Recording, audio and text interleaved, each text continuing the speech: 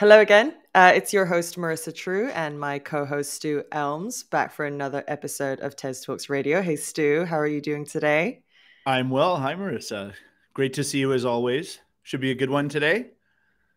So, we're going to kick today's episode off right away. I'm delighted to introduce Andrew Klein, the VP of NFT and Metaverse Brand Experiences of Suite. So, hey, Andrew, how are you Hello. today? I'm great. Good to see you again. Nice to see you, Stu. What's happening? So, we're going to kick things off with what I personally love asking and what we always want to know here on TezTalks Radio, which is how you entered the world of blockchain. And I'd love to know what sort of tipped you down the rabbit hole. Can you share that story? Sure. I have a couple weird entry paths, but something certainly stuck. I mean, I heard about blockchain when Bitcoin first came around. I think it was around 2010 where I was like told my friend who I trust with anything nerdy said, get as many Bitcoins as you can. And I said, okay, all right. And I set up a wallet and I did all this stuff. It was very, very hard, even harder than that it is now. And I got a phone call at work, distracted, and I didn't buy any Bitcoin. Oh, So, but I kept that wallet, the paper wallet, in my pocket, in my wallet forever, even had nothing on it. But then around 2015, sadly, as I was like, oh, I missed that boat, but didn't hit me yet. I was working at in media at an agency called Publicis Group. Actually, I worked there for the last 10 years as leading innovation and creative technology. And what happened was blockchain came back into the news around 2015 and still wasn't ready for consumers, but it was interesting enough for me to start paying attention to it as it could be used for new types of media delivery.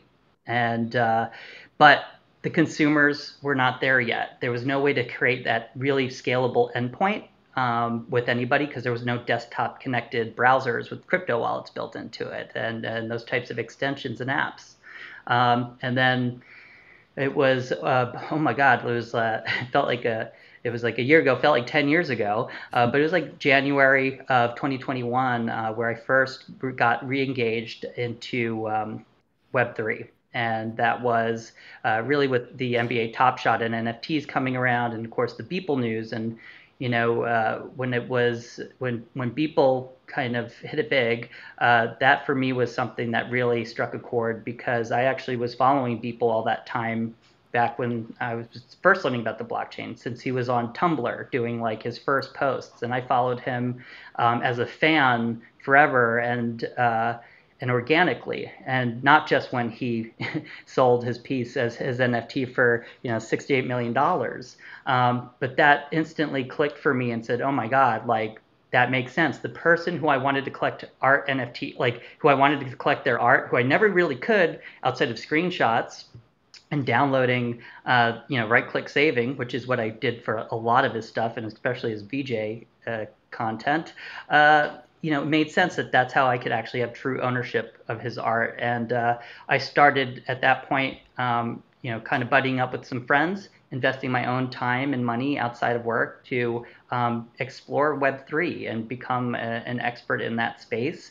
And I fell in love with it, where it got me into creating brand experiences, branded NFTs, metaverse experiences. There's a whole lot packed in there. It was quite a wild last year, but that was my journey into blockchain, and I now am fully in it, working at Suite, which is an NFT marketplace. So I have fully committed. I am in. I was going to say two things I observed there was one, I didn't realize it was as recent as the beginning of 2021 that you were more invested in this space. And two, I love that you basically said that you were into people before he was cool. So, I wasn't going to say um, but then for those who don't know Suite and how it differentiates itself as an NFT marketplace, can you tell us a bit more about, where Suite began and what its core mission is? Yeah. Again, I was working at the agency side. So I discovered Suite working at an agency when I was actually vetting a whole bunch of different NFT marketplaces to find out which ones were the really the best and most strategic to use for brands, and to understand how can I, easily engage our brand's audiences in this new space. And I wish I knew about Suite earlier on, because I did end up doing some really cool NFT drops for brands, but it was using the primary marketplaces that were available, like Rarible and OpenSea, which are very much straightforward marketplaces. It's a place to go there and post and transact, and that's pretty much it. Like, you could get some highlighted featured posts, but that was kind of the extent of like how they are going to participate with brands, and that was always my main client. And my main clients. So when I was exploring how can I actually find a good solution, I got in touch with Suite, and they were actually around for some time. I think in 2017 was when they started doing fan engagement tokens, but not as NFTs, more as like engagement connections, where you're kind of like gamifying points and attention, but they pivoted in 2020 into the NFT space, which was awesome. And what they ended up building was something that I immediately fell in love with and saw as like the best solution in the NFT space today.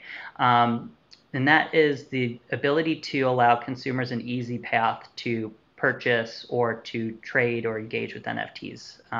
Because as I was mentioning, I did some other branded drops. They were super fun and awesome to work on. But the reality is that they were, Ethereum based, and they required a lot of technical know-how for the average consumer to be able to set up a MetaMask wallet, and not just set up a MetaMask wallet, but also fund that wallet, which could take multiple steps, multiple transactions. And, at the end of the day, you're talking probably about 50 steps to even getting that NFT. And I've always been a highly technical person. Like, it's still, when I'm doing any type of Ethereum trading, I'm riddled with anxiety of everything from the gas fees to what's happening and the waiting time. Like, and I'm very advanced and even today, comfortable trading NFTs, but I'm like, I don't know how people who are new to this feel, which is why it's a, kind of a niche segment. So what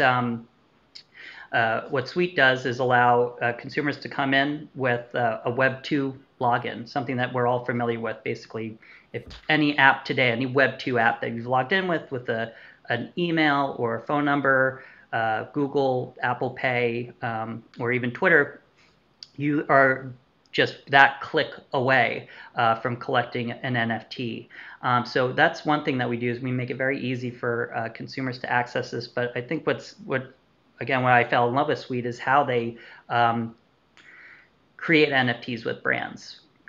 It's not just dropping a rectangular JPEG into a sea of JPEGs. What we look to do is actually invite consumers and fans into experiences that are familiar, exciting, and entertaining, that they're going to want to spend time in and engage with, not just kind of click in and transact. And we've been doing that very well. The engagement that I ended up working on them with when I was on the client side was Macy's and the Macy's NFT Parade.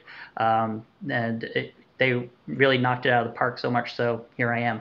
I was looking at those yesterday. They're doing very well to date, right? It's unbelievable. It's unbelievable, yes, that they're still transacting regularly, that there's a very healthy a Discord community, actually, that talks and engages about them all the time, and we love that, and we love the fans, and obviously Macy's as a client loves that as well. It's most importantly, the Make-A-Wish Foundation loves it as well. That was the beauty of that whole NFT project, was integrating in the smart contract, funds that go directly and forever to Make-A-Wish. Awesome. So, they've been accruing a lot of great funds, and it's almost like set it and forget it, which is pretty cool. So, but we're working with a lot of sports leagues right now, particularly a lot of NBA teams, and creating this really unique fan engagement, which is truly differentiating. I think what we're doing in the NFT space with fans and brands. Very cool. You mentioned making the entry points easier for consumers who might not be super familiar with NFTs, might not be super familiar with blockchain. That's something I'm a big proponent of. I think that's that's what needs to happen in this space. And obviously from a brand perspective, that's very important too, which is probably what makes what Suite does so appealing, right? I'm wondering, like looking at your website, I mentioned I was checking out the Macy's ones. I noticed like you've managed to develop a lot of pretty significant partnerships with pretty significant brands in the recent past year. What can you tell us about partnerships that you're excited about that Suite is going to be supporting in 2022 moving forward? Sure. Well, I'm very excited to be working on the Elton John experience. So that was something that, you probably wouldn't be the first entertainer you're jumping at to think about, oh yeah, makes sense, totally in Web3. But you know what? He has completely re-inspired a generation. If you look at how he's, I have a 3-year-old daughter who loves playing Elton John and Dua Lipa. Like she's belting it out all over the place. So she's a huge fan. Like the next generation is certainly touched already by Elton John, and what we're creating with him is actually an entry point for him, his fans, and actually new audiences to come in and experience not just the music of Elton John, but also like the culture, the fashion that he brings into society and some of his causes. So more to come on that we're very excited about. We're certainly going to be we're very excited about expanding our relationship with the NBA teams. Continuing to engage those fans. We had our first, initial runs. Actually, some of them are second runs with the Knicks, actually. So we're just continuously expanding these opportunities. And I think what's so unique about some of these team experiences is how we're bringing NFTs into the real space, into reality, or at least the ability to connect them. So a lot of these times what we're doing now is using the ability to have QR code as drivers in venue, in stadium, to reward fans who are coming. They come across it, says collect this awesome digital collectible, scan it, and then they're right inside the ability to collect and participate in this marketplace. And on the other hand, they're enjoying the learning and participating in the perks that they're giving them as fans, like being able to get courtside seats, limited edition merchandise, things that they really love.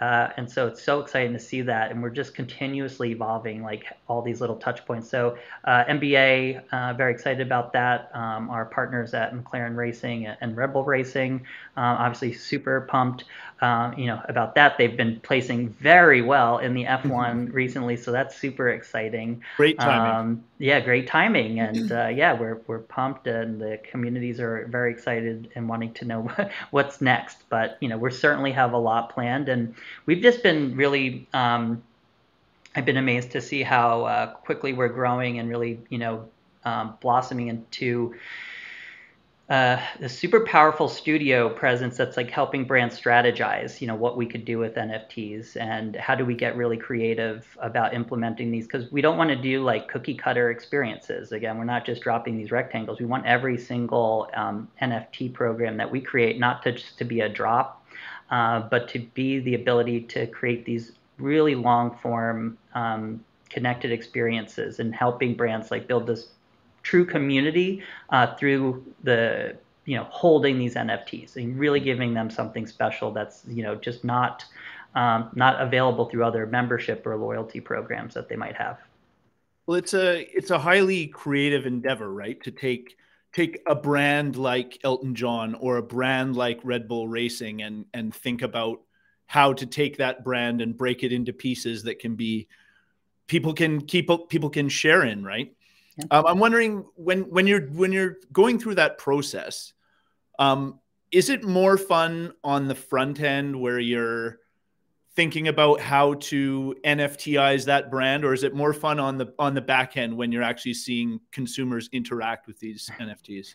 At both. It's definitely like I couldn't tell you. I think I was almost every day I scream like with delight of like the brands that we get to talk to, and I have the pleasure of working with an amazing team that will allow us to like come up with these really amazing experiences. And you know what, the brands are also very trusting of us to guide them in the right place, and that's because we have Scope, such a wonderful team of strategic thinkers who are really familiar with the space. And I kind of straddle this area of creative and emerging technology, how applying that to brands, but like really my passion over the last year, even though it feels like the last 100 years in Web3, has been the Web3 space, and like developing, not just NFT experiences, but, connecting those to Metaverse experiences, 3D digital websites, and even thinking about, wallet strategies, and how do, you purposefully and meaningfully engage people who collect your tokens, not spamming them, but like providing them with true utility that can unlock, interesting things. So, thinking about token gated experiences, and how can we like really make people feel the power of their NFT. It's like, I guess it's not good for a podcast, but if you remember Wayne's World, when they go backstage and they have the pass, and you're like, backstage pass, and everyone's like letting them through. That's kind of the feeling that can happen with the right NFT in the right hands at the right time, is that you get this like feeling of I'm in, this is awesome, I feel like part of a crew, and part of a community, and getting access to like cool experiences. And we want to make sure that people feel like that and excited about that, not just be like, yeah, I collected it. I think you've touched on a lot of really interesting points over the last few ideas you've shared. Is one, like when you're talking about, first of all, I love that your daughter listens to both Dua Lipa and Elton John, just the broad spectrum of music tastes. But in that, we're basically looking at a revival of the classics, and like you said, the building of a new audience through this new technology, which is really exciting, because it means that it's no longer vintage. Like there is this revival, or there is like a new renaissance around it. And I think that's fascinating. And in terms of this backstage pass notion of making people feel like they very much are privy to this exclusive community, and how that bridges over to the metaverse space, I think what we're looking at now is, I feel like in 2021, it was a lot to do with owning an NFT and the experience of purchasing and owning, or potentially trading your first NFT. And then now it's becoming more integrated on the commercial side of things. But then what I'd be curious to know is if that was sort of the test run for brands entering this space, like what do you think we're going to see this year as we sort of connect the different silos of the Web3 metaverse experience and the NFT buying and trading and selling experience? Like how do we bridge that gap, and how do we make it a lot more integrated and cohesive? Sure. I mean, I think you're going to have all these different facets of how people are using this technology, and I don't want to belittle, one of my favorite things about NFTs, which is art and collecting art. That was really what sold me into the NFTs, is because I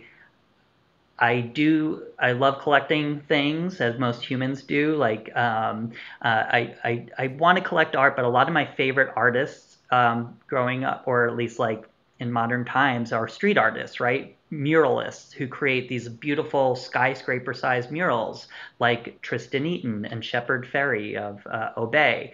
And it was, that was something that says, oh my God, my goal for 2021 is to collect as many artists' first NFT drops I possibly can of artists that I love. And mission complete, like almost. A lot of them who I admired and followed did create this, who are artists who create street art. Like I can't take a picture of it or steal. I could take a picture of it. I don't want a picture of it, nor do I want to have to try to chisel out the building. I'll get arrested for trying to steal the art like a Banksy. But I want to be able to own street art, but this is a way to do that. And through the translation of NFTs is an official way for me to own and celebrate that, I am supporting this artist, and this comes across all the different blockchains. Like I love how artists are finding this way to distribute their art outside of social media, and that's still something I think is so valuable.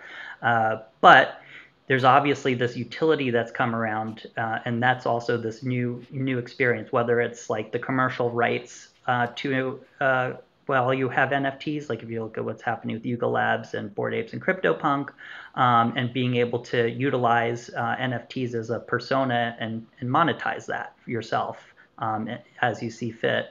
But really this token gated engagement, right? Like, yes, there's plenty of discords, but I think a lot of the magic happens when you start using these NFTs to access like inner circles, where you're getting access to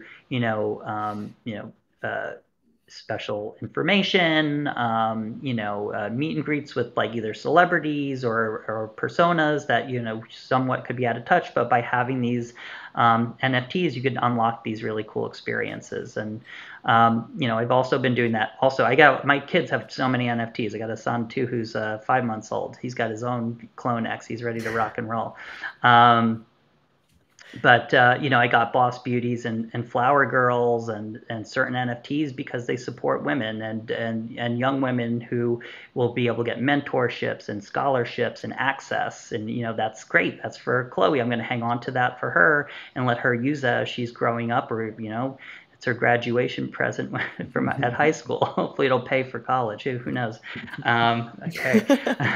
And my son has all these fun things he could rock around in the metaverse with, these cool utility tokens, and his Clone X, the coolest kicks, in school. It's great. Have fun.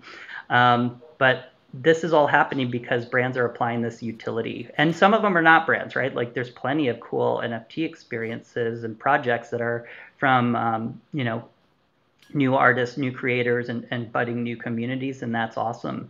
That should always be finding their way and working with their audience and their fans to bring them and access that they want. But a lot of the times, what we're doing here at Suite is we're looking at this major IP and major brands that are coming in, and we are focusing on them and prioritizing, because we see our marketplace is highly curated. It's brand safe. You won't find inappropriate content accidentally there. You won't find people making obscene comments around the content. But you are collecting and having experience with the brand. You are collecting NFTs, and we believe in like a Web3 world where these are all portable. We give you a very nice stack of custodial wallets when you sign up for Suite, but you're welcome to bring in and use your own, send it to your own private addresses and make it fully portable and bring them and trade them wherever you wish. But when consumers are coming into our experiences and collectors, they are able to enjoy a really cool, somewhat immersive experience. It involves storytelling, it involves engagement, it involves gamification, and again, it's in the brand safe area that like quite literally is fun for all ages and accessible. And so we were able to get a wide array of Macy's collectors in there, and they had a great time.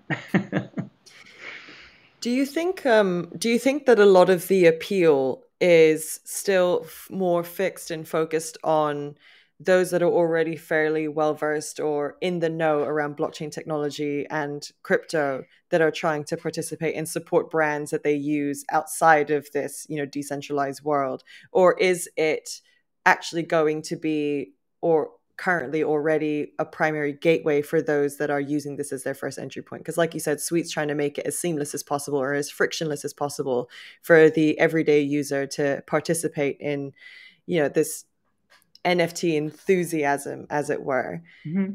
So I guess my question is that, like, how much are we actually seeing new adopters coming in, or are we still focused on the general enthusiasm of like this first generation batch of crypto enthusiasts? I think we're breaking into a whole new area this year, where I believe wholeheartedly, and it's unfortunate, but I think that the pandemic was the catalyst that really revved the whole Web3 ecosystem into full speed. And, if it wasn't for the pandemic, I don't think we would be talking about this stuff for another 2 to 3 years.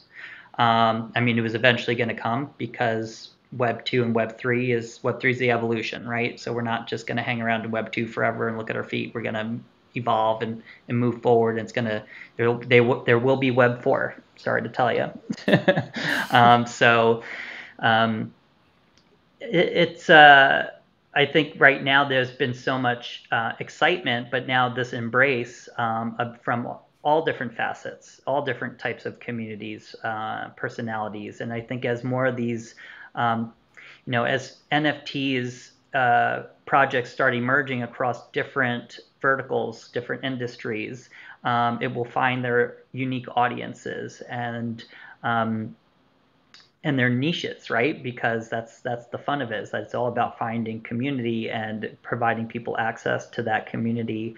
And this year, I think everyone wants to participate, right? Like we know, there's no question. Like we talk to a lot of brands and a lot of license holders and IP holders, and they're very keen on bringing this to life because they understand that has that tremendous value, and that they're getting asked this by their fans, right?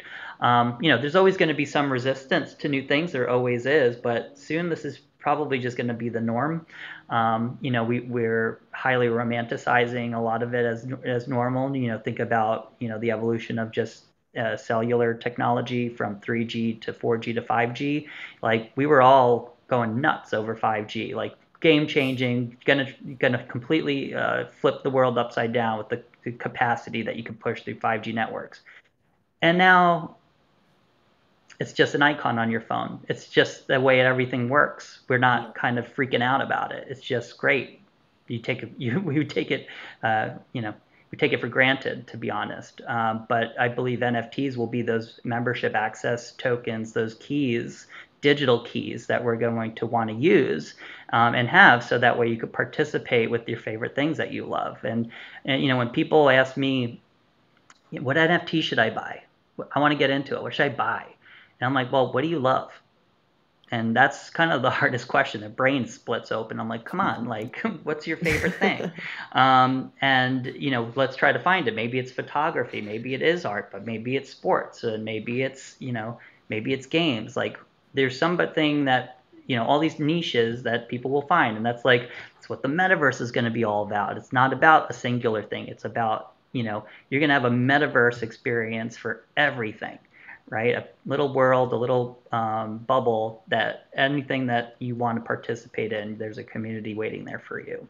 But right now we're certainly in a build phase, and it's being made, and it's being made quite rapidly. Because look, if everything said there wasn't being a tremendous amount of attention or funding or money being spent inside these ecosystems, then there's something to worry about. But it doesn't seem to be slowing down by any means. And if you just look at what's happening with a lot of these major companies and infrastructures, and and even the major Web 2 platforms are getting into it. So it's going to be a natural. You think a Web 2 platform is going to say, hey, we want to stay Web 2 platform forever? They're going to say, no, I want to be Web 3 too. Everyone's going to get there. It's just a matter of time. But I think it's escalating and not slowing down. But again, that's because people have access, and the easier the access, the more people will participate, and the more brands that and experiences and content that they love starts getting into these into this area, people will start using it, and they have to feel the benefit of it too. So I think maybe to really hit your point was that I think might be seeing more. I hope more brands implementing wallet connectivity into their websites to allow for token-gated experiences to happen naturally within the Web 2 content that they have right now. So maybe that's exclusive item access, maybe that's discounts, maybe that's kind of token-gated content. At the very least, private channels in a Discord, and I think we're going to just see more and more of that happening. And more brands getting in Discord, of course, and kind of yeah. like decentralized chat. I think, given that we are in a build phase, as you say, and given that there's sort of this push of more brands moving into the space, and that's with that is going to come this larger marketing push of attracting those niche markets that you were talking about. From a technical point of view, what are the challenges and barriers that we need to overcome to make that transition smoother and allow more people to experience these things? Yeah, and this is something that we touched upon at South by, and still working on it, but it's interoperability. I really think that's the key, is that, having, blockchains be able to communicate with each other. Obviously not be able to necessarily just migrate an NFT from one blockchain to the other, but be able to have this, a truly decentralized experience. I'm not sure if you were actively trading, but there was this API that went down earlier this week that supports a lot of the, Ethereum mainnet features and experiences that power like MetaMask connections.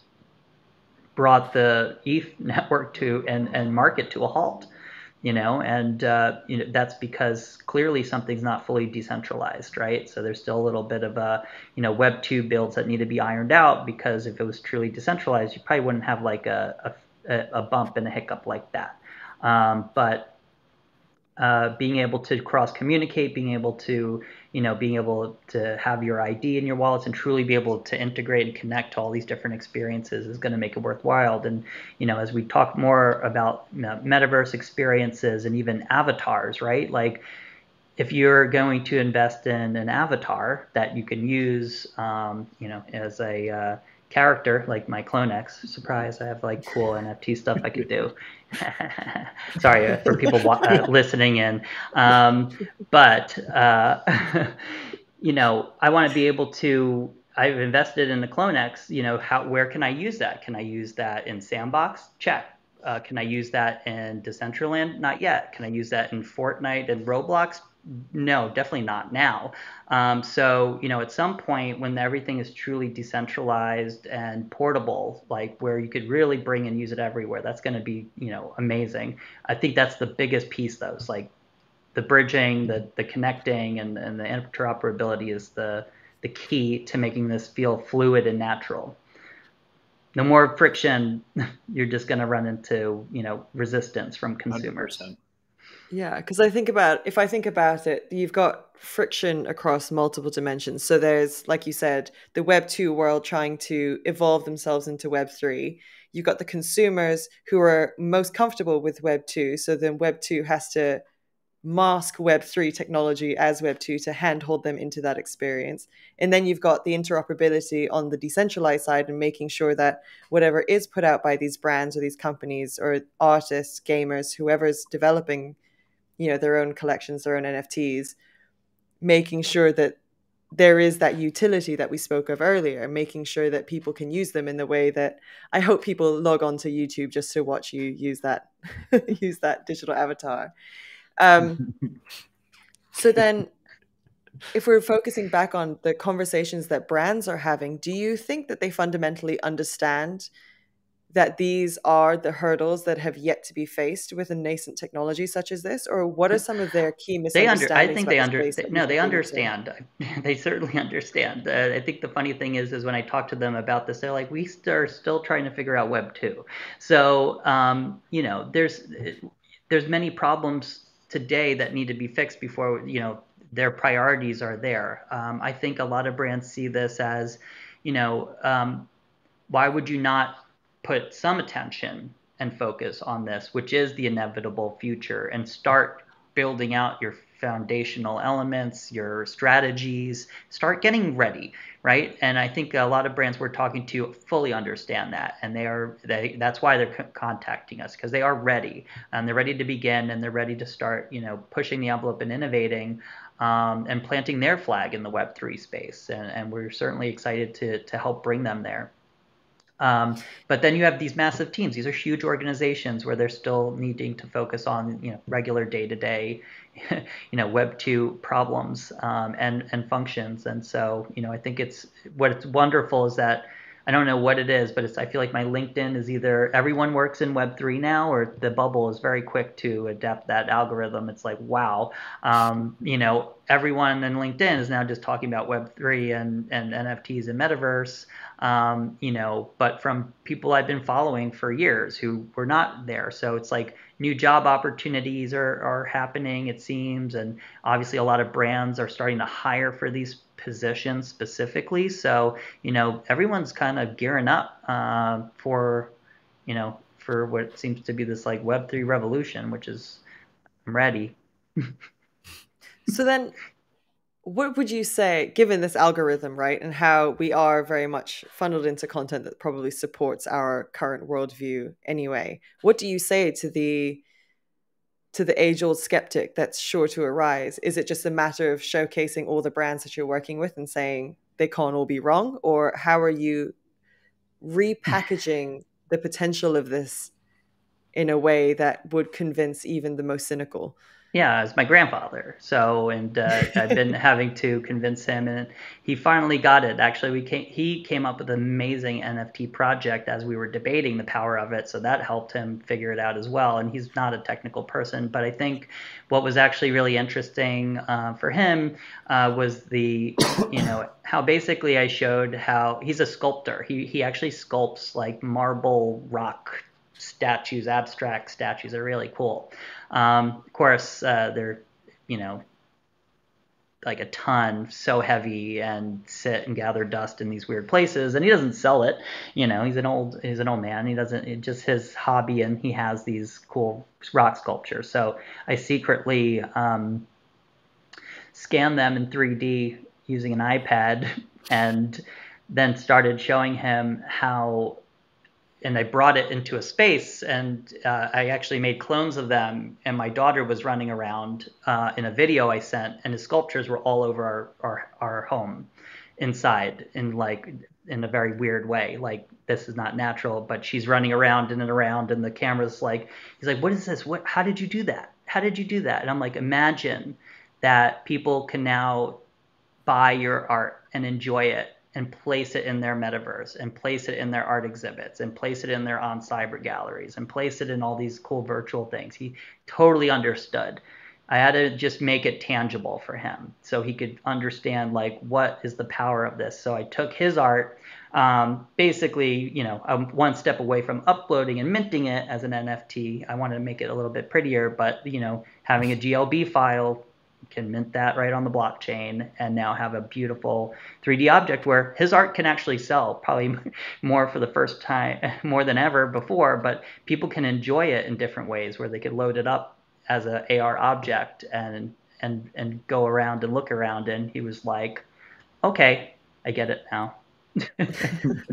The magic words, I get it now. Yeah. But yeah, I think, again, that's finding people's passion in NFTs. Like, everyone's going to kind of be a naysayer until they find something that they love, and they could collect it. And if they can collect it and use it for something, even better. So on the flip side of the coin, like, if we can go back to branding and marketing within the metaverse for a sec. So sure. as we're moving towards this Web3 enabled future that we're talking about, and everybody on LinkedIn is talking about, and brands are starting to draw up their plans for how they're going to stake their claim, and how they're going to participate, and how they're going to use this to connect with their audiences. What should they do to ensure that their presence in that space isn't perceived as like invasive or unwelcome?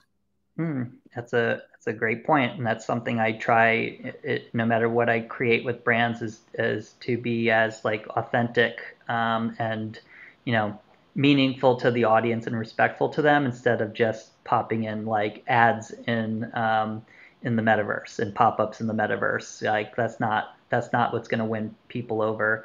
I did my previous work at the agency, and actually I am very much involved with a Metaverse community called Last Slice. Last Slice Collective is a group of unbelievable Metaverse builders and NFT creators. It's an amazing social club and community, and we've been building some amazing stuff in Decentraland specifically. Which is really cool. And one of the things that we made was for Samsung, Samsung's Decentraland Metaverse experience with Publicis.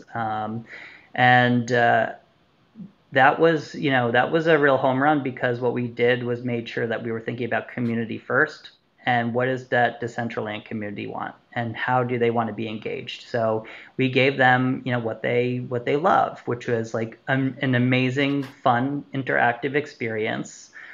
We provided quests that at the end of every quest, you would be able to receive an NFT and collect that. If you got all the quests complete, you would then get, the ability to collect these unbelievable wearable items that were like, we had designed by the best wearable maker. They were just like so dope. You get a full set of like a helmet and a jacket and shoes, crazy sneakers. And, we invited people back. Everyone had the couple days to collect those things. And then we invited everybody back for like a closing party where we beamed in an amazing DJ named Gamma Vibes, live from 837 in New York City, into our virtual club space. And the beats were banging for like 3 hours. People were dancing, packed. Like we had thousands of people in dancing and receiving, the wearables and putting them on and, dancing around, and like everyone was having a good time. And that's because we curated for that. Like we didn't want to bore people to death. We wanted to celebrate them. And we did that by, working with the communities. And now, I bring that expertise over to Suite, and as we're discussing both what we call microverses, which is something that we developed, which is like these branded smaller immersive experience, not technically social connected and multiplayer, but like certainly a singular but immersive brand experience. But talking to our clients about how are we bringing them into these spaces, whether it's sandbox, whether it's virtual galleries, and other types of metaverse experience that are appropriate and strategic for them, right? Like there's different ways. There's not just one metaverse. Like there's many ways to experience this. And again, it's going back to those fans, and how do we do what's right for the fans of that audience, so that way they love it. They want to embrace it. You don't want to you don't want to come off base, and especially in the world of NFTs where a lot of things are permanent, you can't really mess up. It's not like putting up a YouTube video. It's like, let's take it down. Oh, okay, sure, we'll just take it down. Don't worry, I'm sure no one saw that, right? It's all on the blockchain. So you have to be very tactful and respectful and aware of that as brands. And that's why we're not doing like really these like one-off drops at Suite. We really are looking for creating these ongoing relationships with the brands and these consumers, so that way they have a reason to keep coming back and participating and seeing the collection, enjoying the collection, and then using that. So yeah, I think a critical part there is for all the brands that are entering into this space, being able to differentiate themselves from other NFT offerings are key. But I think exactly as you say, if they do it with intent and with focus on who they represent and the communities that they actually want to engage with, that authenticity should be their differentiation and should help take care of it. And then you just have to tack on a few cool ideas, like getting a bunch of people into a club and listening to fantastic music and wearing digital wearables. But before we wrap up, I do want to ask one final question. And I understand it's a tricky question, but bear with. I was going to say 10 years at first, but we're going to narrow it down to 5. If you could project the next 5 years, how do you hope that this world will look? What do you want to see happen? I do believe that, so funny. If you think about what's happening now, the NFT communities are striving and wanting to find, what is the blue chip NFT, right? But what's funny is that, would you want a NFT from a blue chip brand, right? And I think that's where things are going to start getting interesting because, look, I love and I'm involved and invested in many NFT communities that, I invested in because I believe in their vision and I want them to succeed wholeheartedly. That's the hope that's on the roadmap, right? That they're going to deliver these really awesome things. But I think when you start looking at like brands who have been around for, 20, 50, 100 years and they start creating NFTs, well, what's cool is that like they could really deliver on a roadmap quite quickly. They have products that they could ship. They have events and places that you could go to. They could really deliver, and they have the operational capability to deliver on what a lot of these NFT roadmaps are promising and may or not happen. Like I've been rugged many a time as well, which is not nice. I got some cool art, but like the utility and promise of it is gone. It was fun to dream, but the reality set in of being able to build these things out. So I think more brands will be getting into the spaces, and what I really hope to see is that NFTs start trickling more into the real world where it really becomes access, opens doors, literally. Like, is that your hotel card? Is that your boarding pass? Is that access to private backstage passes and suites, and like even when you're just going shopping, can that give you automatic discounts? And it doesn't have to be so insane. It could just be that, it could be that simple. And it's like, this is why I invested in this NFT. I'm a huge fan of the brand. I invest my time and loyalty, and but what's really cool is at some point, if I decide for whatever reason, it's transferable, and I could send it to whoever might want it, and I could either give it away for free, or somebody might want to buy it from me. And either way, that's cool. So I just would like to see it more naturally integrated into the world, and I think the more extensions, the more it gets built into your mobile, and eventually everything else will just be that natural. Okay, yeah, it makes sense. So similar in the way of how we see like the enthusiasm around 5G technology fade into the background, and now it's got everyday utility that we're not actually consciously aware of, even though it assists pretty much everything we do. That sort of notion. It'll be your ultimate membership cards that you'll cherish and use, and hopefully engage with a little bit more than just being something that's in a wallet you don't think about. Yeah. So transcending from the novel and the fantastical straight through to the mundane. Yeah, I think that's a wonderful image. I think that's when we know that we've actually fully naturalized a new technology, and I'm quite excited to see that day as well. Andrew, thank you so much for sharing all of your insights. You've had a lot to say, and it's been really insightful, and we really appreciate you being on the show.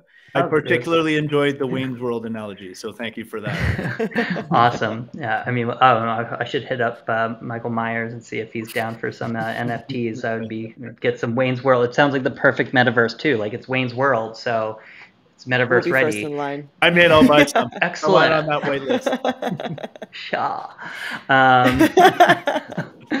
So yeah, thank you so much for having me. It was great to see you again, Marissa. Appreciate it. As always, love hanging out with the Tezos Commons crew. So appreciate it, and yeah, I'd be happy to chat whenever's clever. So thanks, and excited. Hopefully everyone comes to check out some sweet.io NFTs and come along for the ride. Yeah, definitely check it out. All right. Bye, everyone.